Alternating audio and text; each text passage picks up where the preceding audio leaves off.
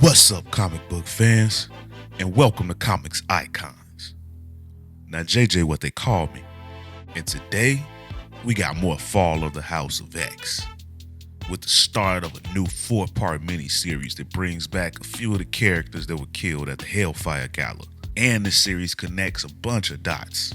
Now, when we last saw Cannonball, Prodigy, Frenzy, Dazzler, and Jubilee, they were being introduced as members of the new X-Men team at the Hellfire Gala in one moment, and in the next, they were brutally wiped out by Nimrod.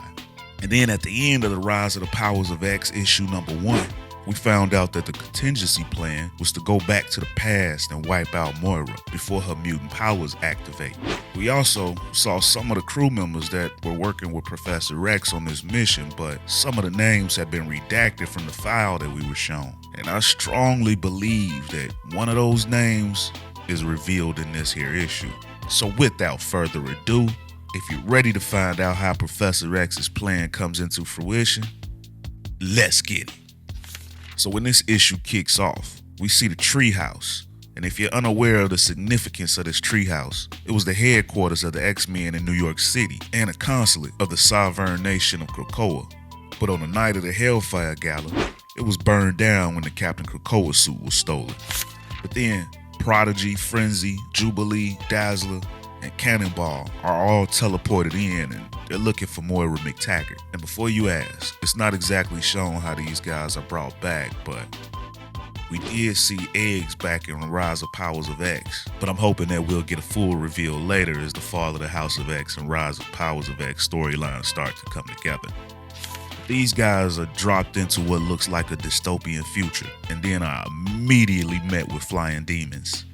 Then we see that these guys are using the Moira engine that was created by Sinister, and they've landed in what's said to be temporal location Moira Engine 3.9. And it's now 1 month after Ileana Rasputin ascended to Lord of all Hells and raised the planet.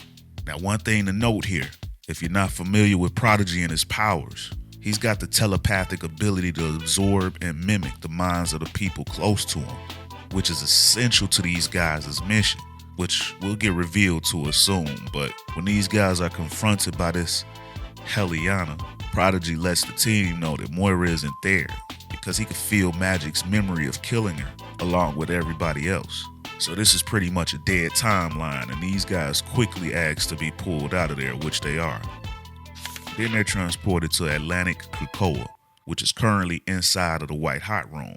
And if you're not familiar with the White Hot Room, it's a realm located outside of time and space, kind of an afterlife and home to past and future Phoenix hosts. That's kind of the best way I can describe it for you guys. But then these guys are met with Rachel Summers, who then appears to these guys in the form of a burning bush, which kind of freaks out old Cannonball as he tells Rachel that he's a good old Southern boy and appearing in that form just ain't right. To which I kind of gotta agree with him there. Although I'm not a Southern boy, I was raised on the Bible, and an angel appearing to Moses in the form of a burning bush was a significant story, but I digress. But then we see Rachel Summers is actually broadcasting this image of herself from No Place X. And if you remember, that's where Charles and Rasputin and the rest of the team is at in Rise of the Powers of X. So I think it's safe to say that Rachel Summers was one of those redacted names as part of Charles's crew. But Rachel then tells them that they can't linger in these timelines for too long because they will attract unwanted attention, which we know from the Rise of the Powers of X is the Enigma Dominion. We also find out here that Rachel has unlocked Prodigy's powers, which was previously partially blocked, so he wouldn't lose his mind from overloading it with other minds, but they need him maxed out for this mission. We then find out that he needs to find one version of Moira who's non-cybernetic, so he can lift the information needed to get Xavier where he needs to go. Moira's own mental map of her past. Because Charles Xavier has a plan to talk to Moira in her 10th life before her powers manifested, but they need the exact date, time, and location that happened. But he can't trust anything Moira told him before her betrayal. So this is what their mission is. And they need Prodigy because Moira is able to hide her thoughts from normal telepaths, just like she did with Charles. But Prodigy's power is passive, and she might not be prepared for it. So these guys gather themselves a bit, and then they're ready to jump back into another Moira timeline. But Rachel warns them that they're running out of Moira engine pathways, and if they don't find what they're looking for on the next jump, they just might be out of luck. So now they jump to temporal location Moira engine 2.4, and it's 15 years after the end of Earth. And as soon as these guys get there, they immediately can't breathe. There's no oxygen here, and these guys are suffocating.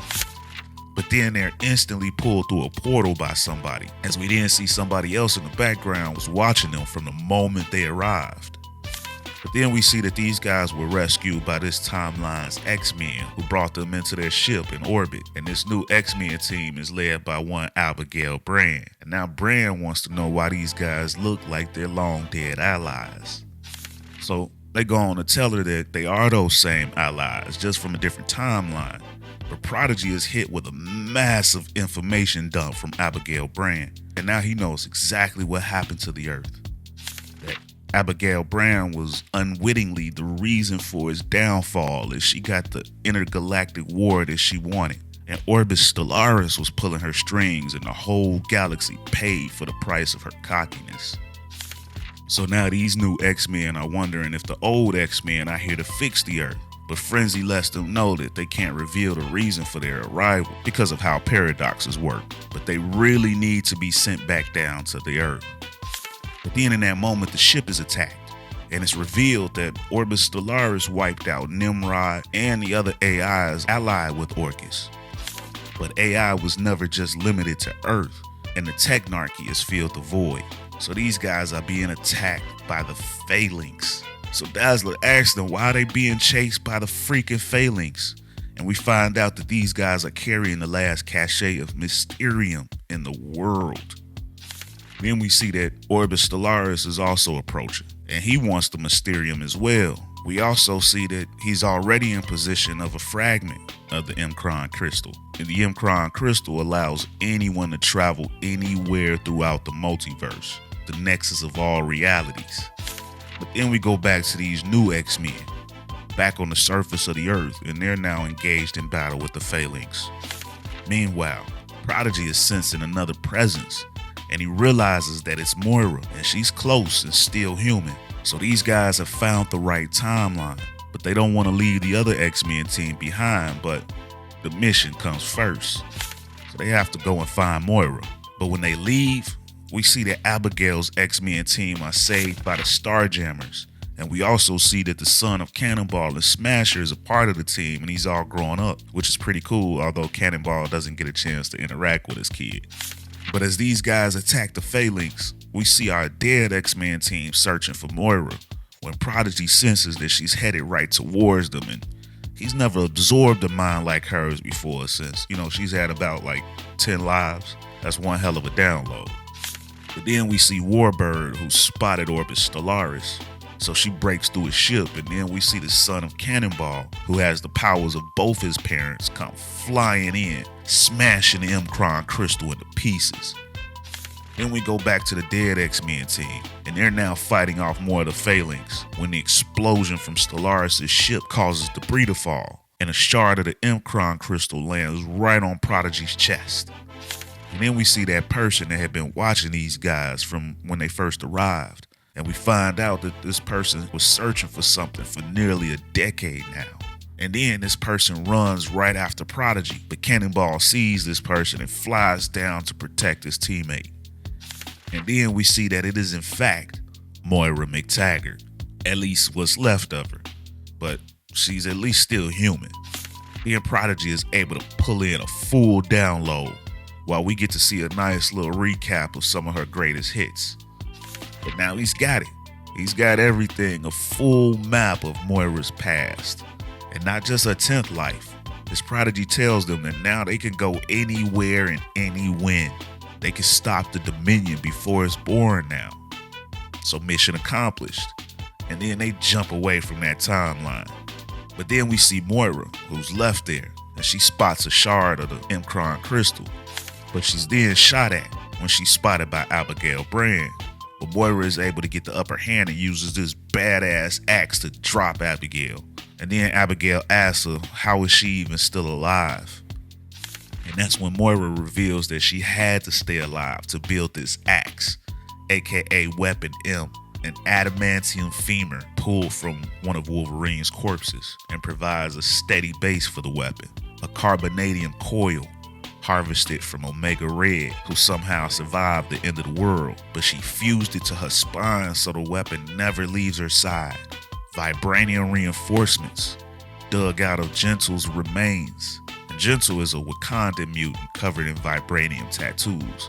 Shinzorn's severed head, which has the power to generate a black hole.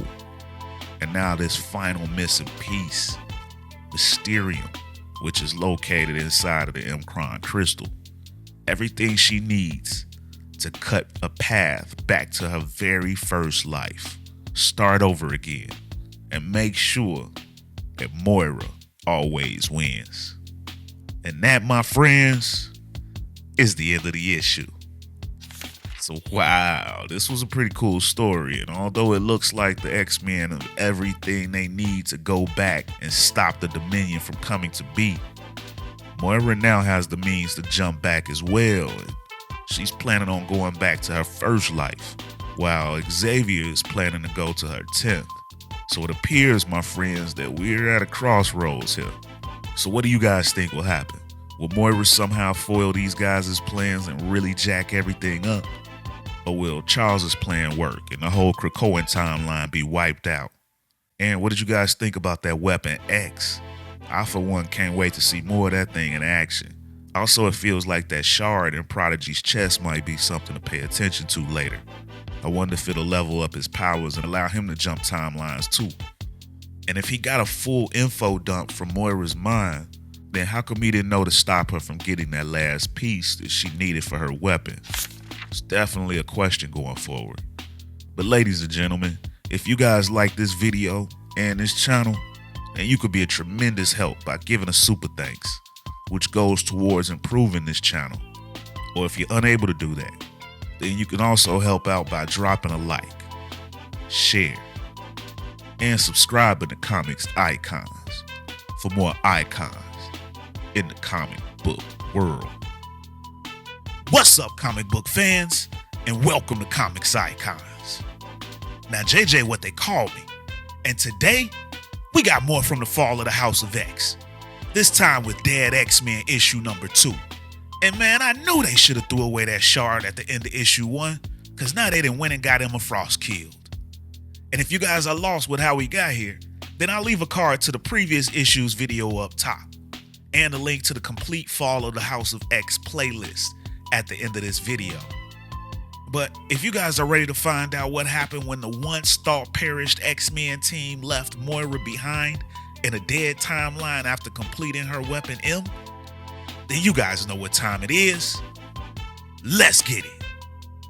So this issue starts off with what looks like a beautiful day on the island M, and the mutants there are chillaxing out on the beach, enjoying the sun, when Tower sees a rip in space and time open up right in front of the sun, and within moments, this sunny day turns cold, dark, and gloomy as the dead timeline version of Moira McTaggart lunges through with her weapon in while cutting straight through Tower.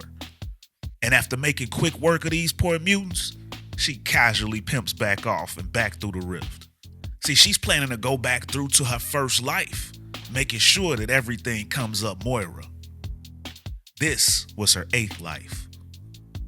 Then we pick up with our dead X-Men crew back at their holding spot on Atlantic Krakoa, currently housed in the White Hot Room. And their mission was a success. They found a Moira from the Moira engine with enough biological brain matter to get a read of her first life. Now it's up to Xavier to make his meeting with Moira before her powers kick in. But Prodigy, he wants to go back in, and he doesn't mean the Moira engine. He means Moira's actual past lives. But Rachel Summers, who's broadcasting to them from No Place X, lets them know that the engine timelines branch off from ours. Her past lives, even Xavier only knows what Moira was willing to share about them, and she doesn't even know if it's possible to reach them, not even from outside of time and space. But Prodigy is persistent, And he knows all of these plans are long shots. But from his point of view, what if the key to all of this is out there and we don't even know we're missing it? What if he could absorb the knowledge of someone in a past life where they stopped the Dominion?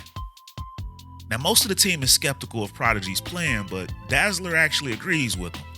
They gotta give it a try. So Rachel thinks this plan is absolutely crazy, though she's starting to come around a bit, but she doesn't think that she can target Moira's specific lives. So she'd be flinging them in almost at random. But Dazzler reminds her that they are X-Men, and they know that comes with being in dangerous situations. Although Frenzy is worried about attracting the attention of the Dominion, but Prodigy feels like they don't even know if the Dominion can even access these past lives. It might be the only move that they can make that the Dominion can't see coming. Then he lets Cannonball know that this isn't because of the shard stuck in his chest either. He can't even feel it, and even if he could, they still don't have enough time to spare. Then while broadcasting to the group, Rachel starts to feel the effects of No Place X getting attacked.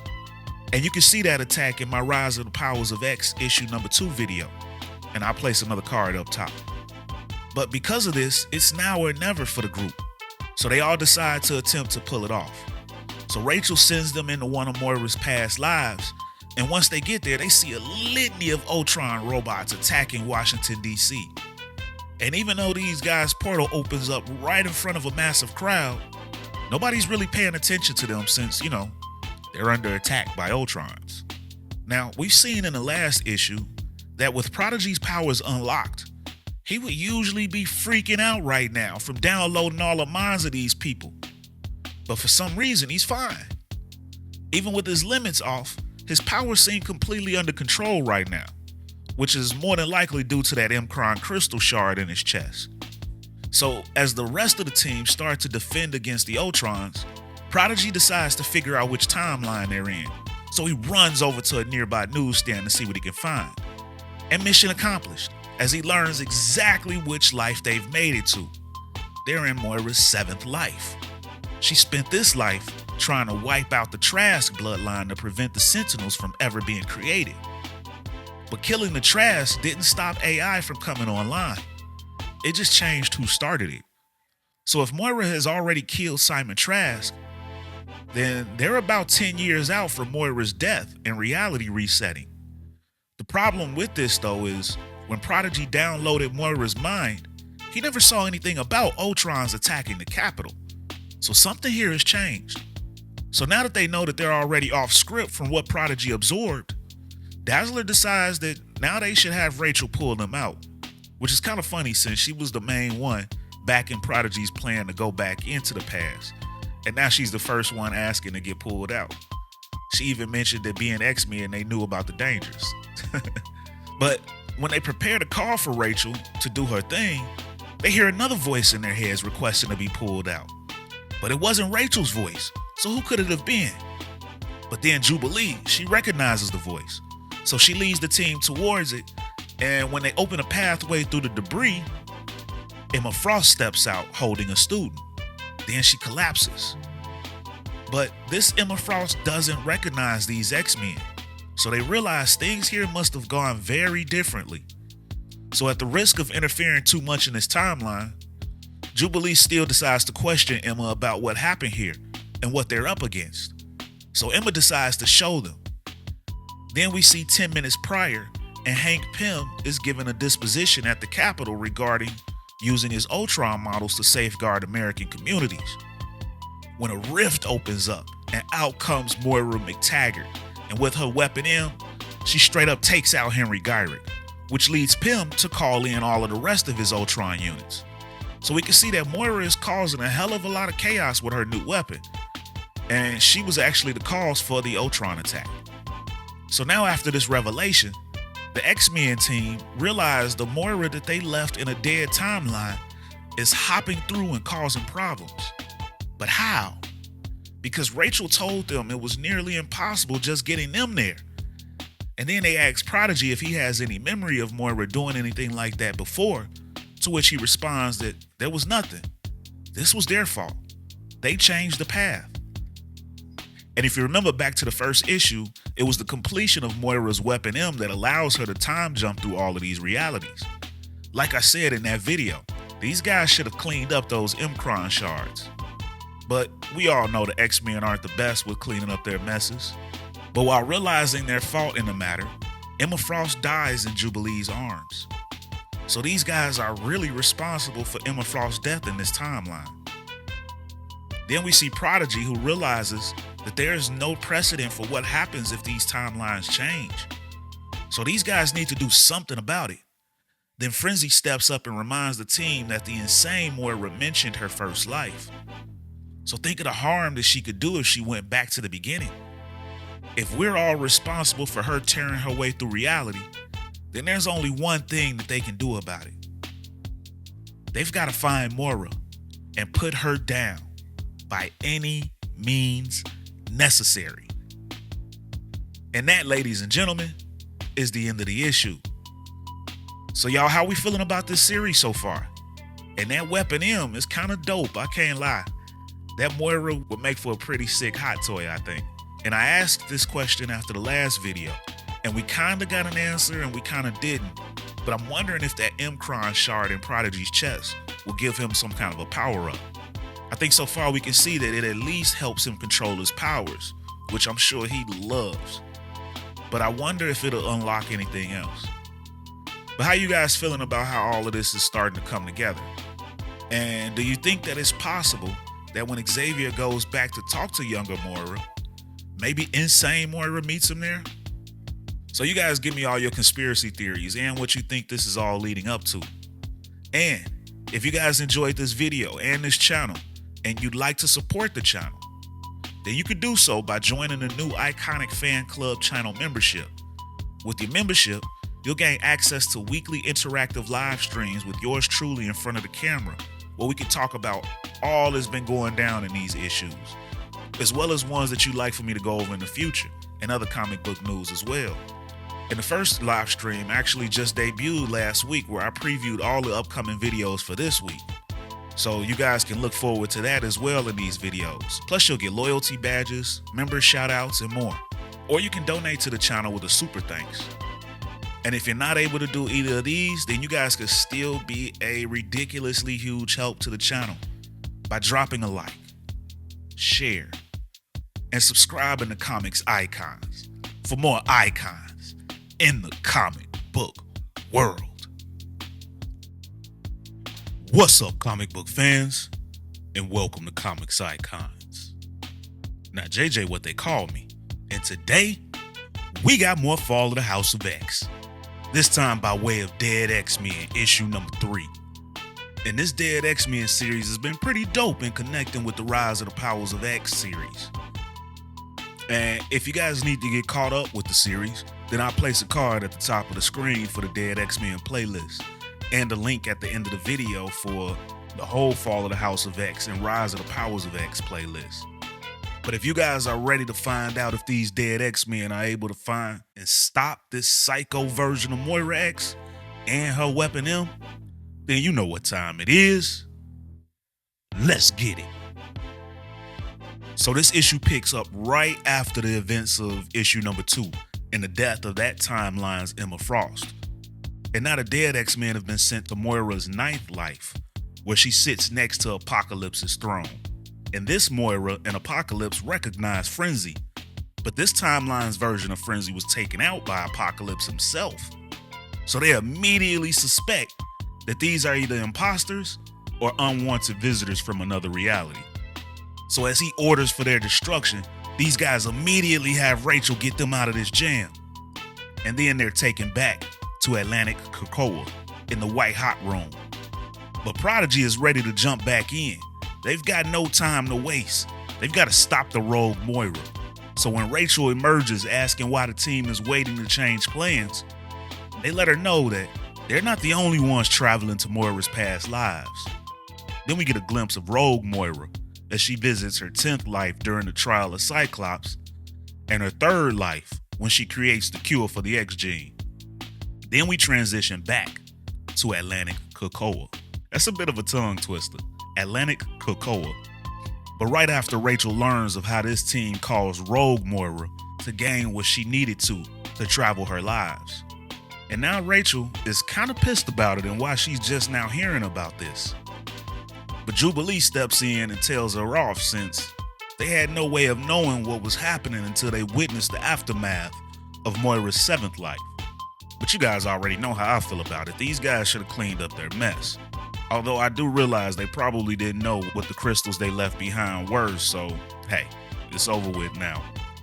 But anyway, Prodigy accepts the blame, and he acknowledges that they being there changed how everything played out. That version of Moira wasn't supposed to complete her weapon, and Prodigy wasn't supposed to get this crystal shard in his chest.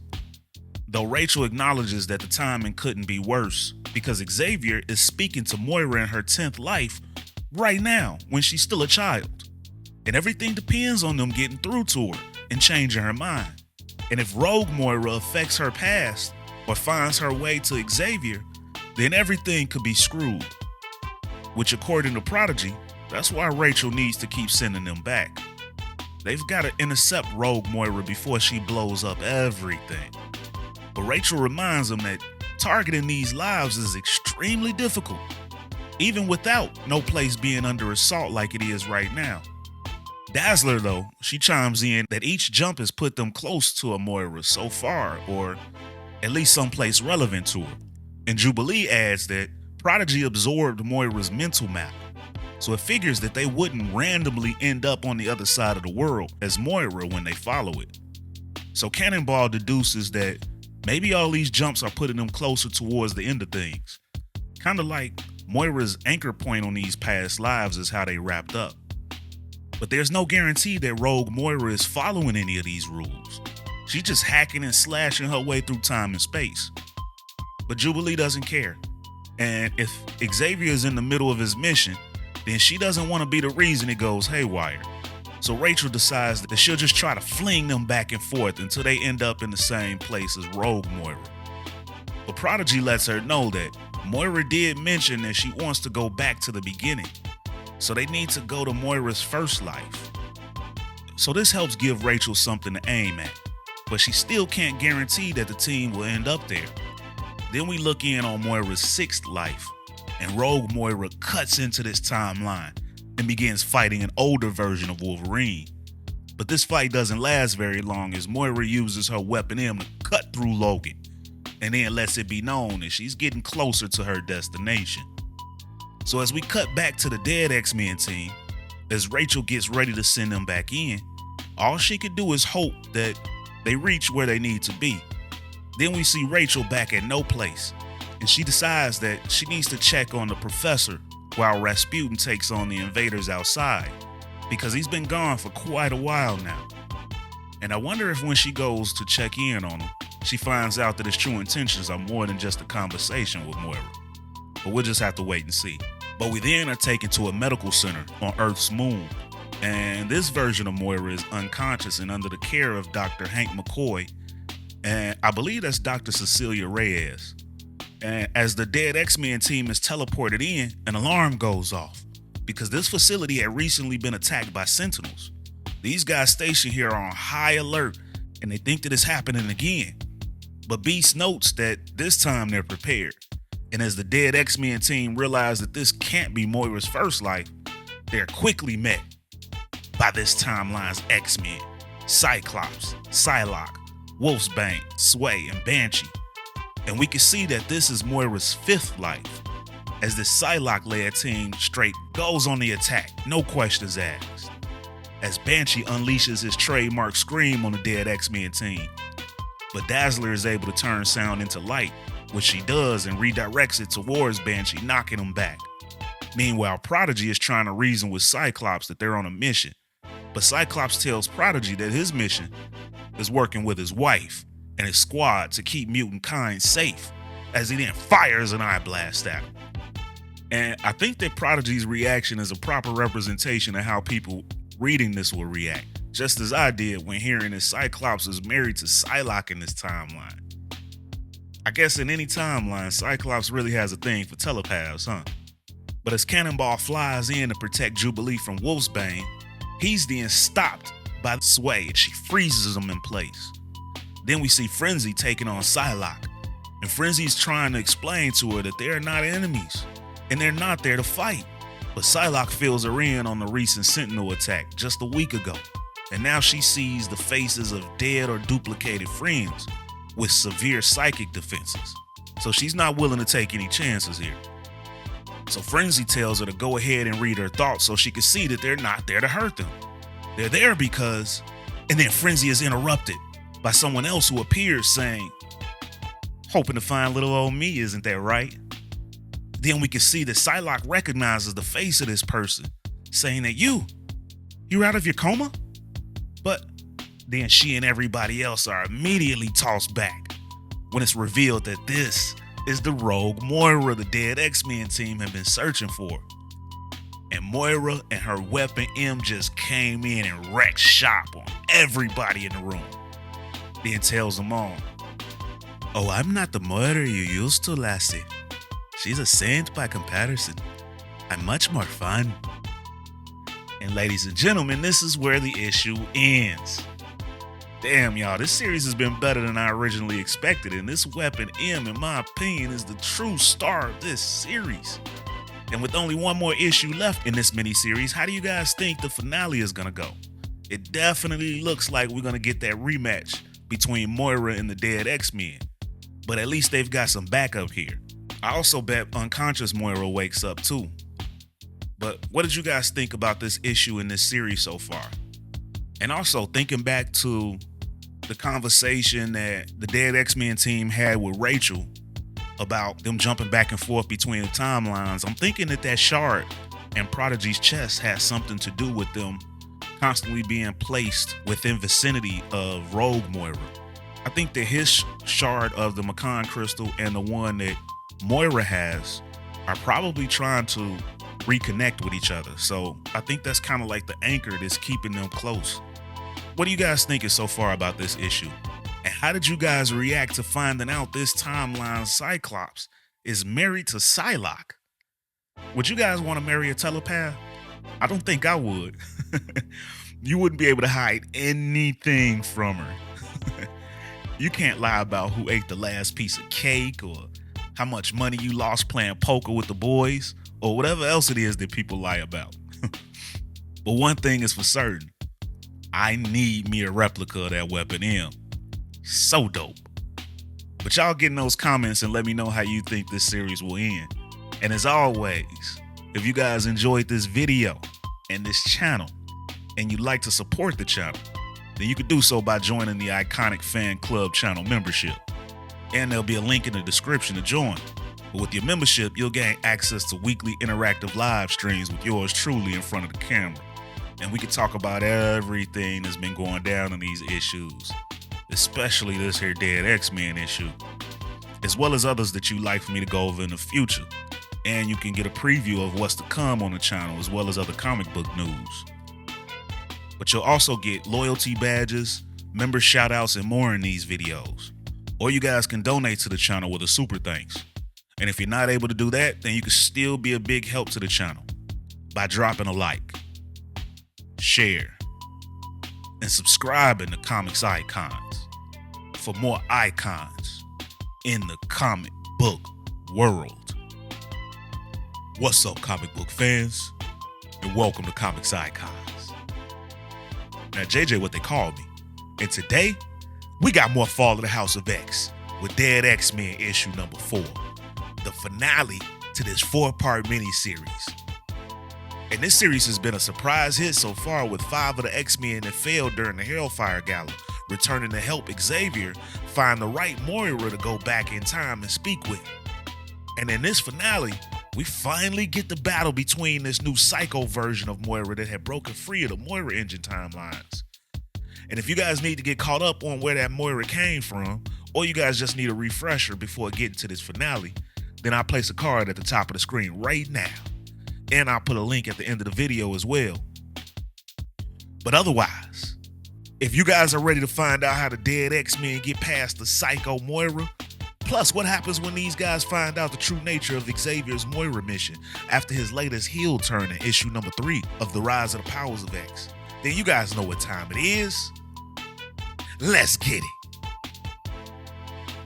So this issue kicks off basically right where issue 3 ended. And crazy ass Moira had made it to her 5th life. And now right out of the gate, it's battle time. And Dazzler manages to grab Moira from behind, and she calls on Rachel to portal them out of this 5th life. And that's exactly what happens, as Rachel then pulls Moira and the team back through the Moira engine in her past lives. And now Prodigy is able to feel everything. Every life that Moira has ever experienced has now been downloaded by him.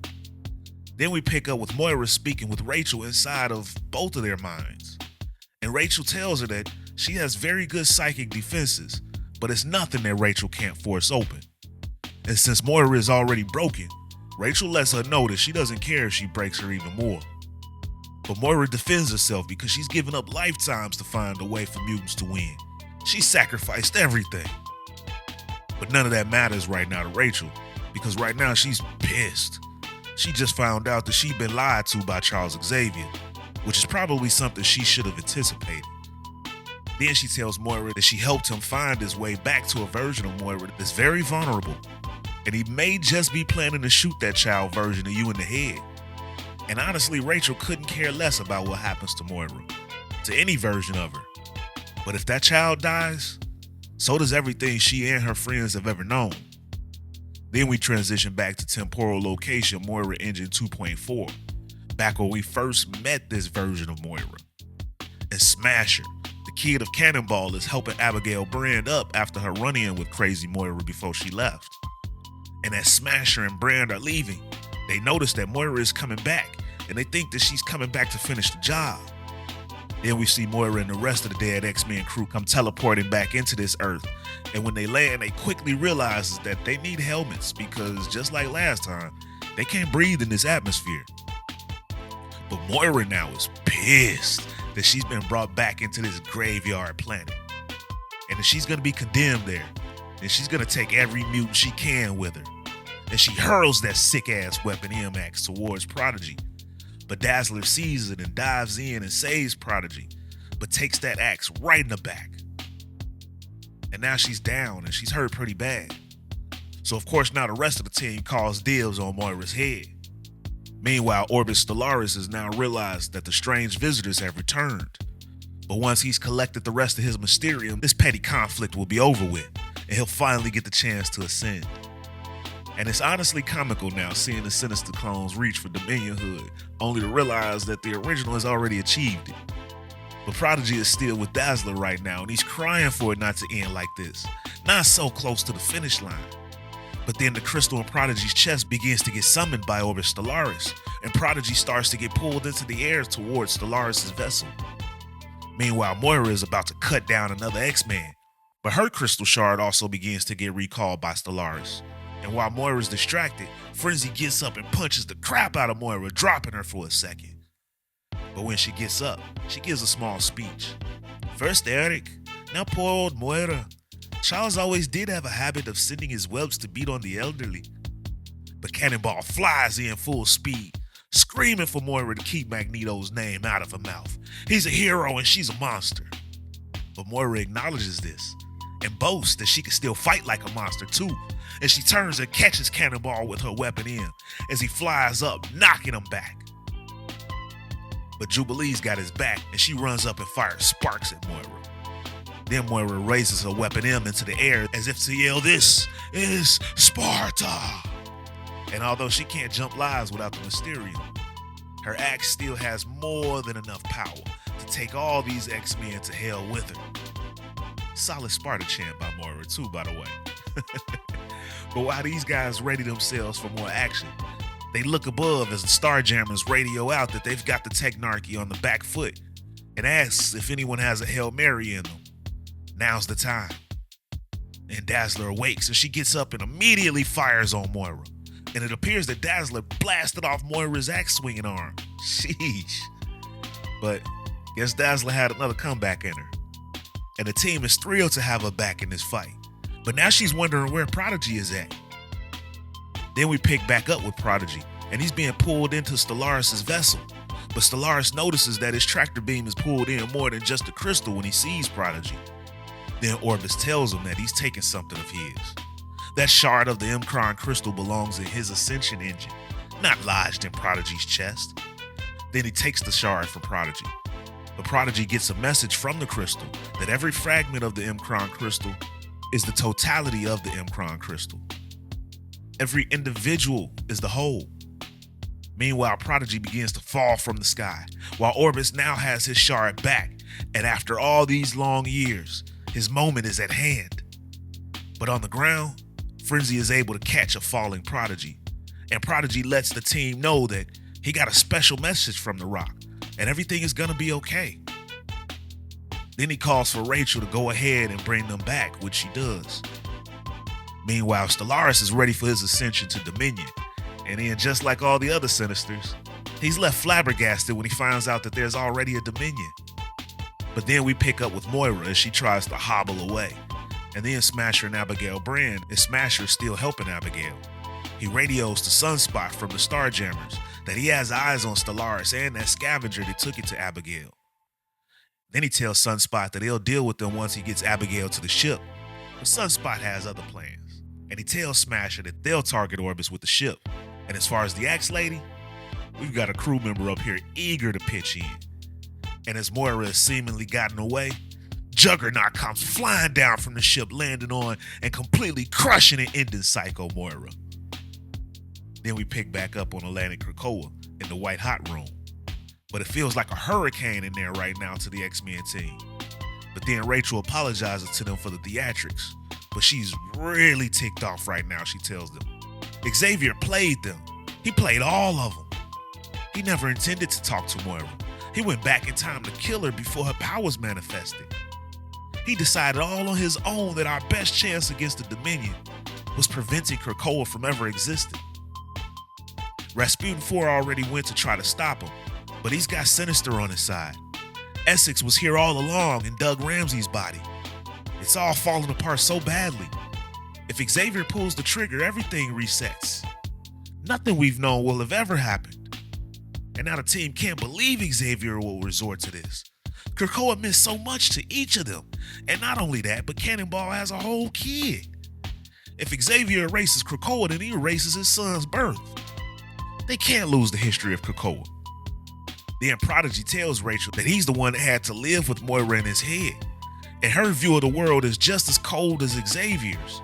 They both look at the big picture and don't care about the little people it costs to achieve their visions. But that big picture is nothing on its own. In the Moira engine timeline, a piece of the xmen crystal got embedded in his chest, and his unlocked power stopped hurting the moment it hit him. And the crystal spoke to him. It told him that the individual is the whole. Every single one of them matters. And even if it's impossible, every life is worth fighting for. But Rachel realizes something from what Prodigy just said. And she responds to him, David, that rock, the xmen crystal, is the nexus of realities itself.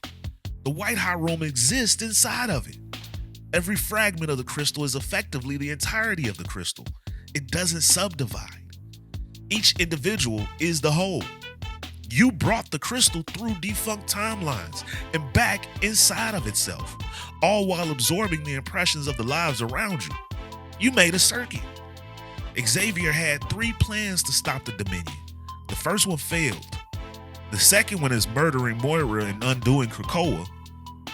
And the third, it's impossible, manifesting the Phoenix on a scale never accomplished before. But David, do you understand what you've done? With the crystal bonded to you, every lifetime you pass through, you brought it into yourself. 10 lifetimes of the mutant experience. 10 lifetimes of fighting for our right to survive. Every individual is the whole, and you've let us touch every individual ever. You've given us the kindling we need to light the pyre. But Prodigy tells her that it wasn't just him. It was the X-Men. Then Rachel admits that this is still the longest of long shots, and they need her mom, Jean Grey, to make it work. But now the odds aren't at 0, and she thinks that they can pull this off. So the team all decides that they will try their best to stop Xavier and convince him to change his mind. So Rachel tells them to buckle up. They've got one shot. She's about to loop them into the mother of all conference calls. Then we pick up with Charles Xavier in Moira's 10th life. In the scene in The Rise of the Powers of X, issue 3, where Rachel has stopped Charles by telling him that he may not need to explain anything to anyone, but the anyone wants to explain things to him. Before you do this, my team wants to talk about the dream, about Krakoa, what it means, why you can't wipe it away, no matter what, and especially like this. And just like that, this loop is connected. And ladies and gentlemen, that is the end of this issue and this mini-series. Man, did you guys like how they connected things in the end? It was cool to me how in The Rise of the Powers of X, we saw Rachel have that last conversation with Charles, but we never got to see her team get involved, so that was pretty sick. But overall, how did you guys like this series? And after hearing Rachel's plan and use the help of her mother, how do you guys think things will play out since it appeared that Xavier had killed her? Man, y'all, I think this Fall of the House of X has been epic so far, though, and I'm looking forward to seeing how this all wraps up and what comes next from the ashes. And I knew it from the jump that it was something special about that crystal being wedged in Prodigy's chest. But how cool was that reveal? He'd essentially taken the Mcron crystal inside of the Mcron crystal. Mind blown. But as always, if you guys enjoyed this video and this channel, and you'd like to support the channel, then you can do so by joining the Iconic Fan Club channel membership. And there'll be a link in the description to join. But with your membership, you'll gain access to weekly interactive live streams with yours truly, where we could talk about everything that's been going down in these issues, as well as ones that you'd like for me to go over in the future, and other comic book news too. But you guys will also get loyalty badges, member shoutouts, and more in these videos. Or you can also donate to the channel with a super thanks. And if you're not able to do that, then you can still be a tremendous help to the future of this channel by dropping a like, share, and subscribing to Comics Icons for more icons in the comic book world. But ladies and gentlemen, it's about that time. I'm out. Peace.